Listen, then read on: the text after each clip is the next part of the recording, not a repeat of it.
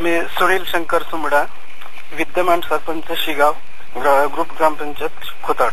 गावाचे पूर्ण शिगाव, तालुका पालघर, जिल्हा ठाणे. साधारणतः 2011च्या जनगणनेनुसार संख्या 8,711 पर्यंत जाईल आणि बहुधा प्रॉब्लेम्स पुढील प्रमाणे पाहिले तर मोठा महत्वाचा प्रॉब्लेम म्हणजे लाईट, गावातील जोड रस्ते, रोड लाईट. शिगाव प्राथमिक आरोग्य केंद्राची मंजुरी देऊन अजूनपर्यंत त्याचं बांधकाम सुरू नाही.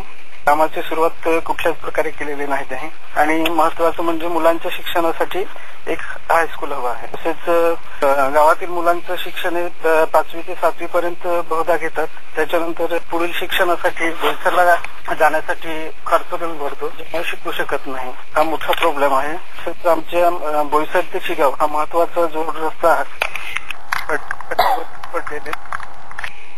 पावसाळ्याच्या दिवसात तर रिक्षाने जावं लागतं, तर रिक्षाही बंद हालत होते. त्याच्यावर सोल्युशन म्हणून आम्ही बरेच आमदार आणि खासदारांकडे निवेदन दिलं होतं, पंचायत समितीला निवेदन दिलं होतं, पण त्याचं अजूनपर्यंत अंमलबजावणी केलेली नाही. कुठल्याच प्रकारे ही फारच मोठी वाईट गोष्ट असं आम्हाला वाटते.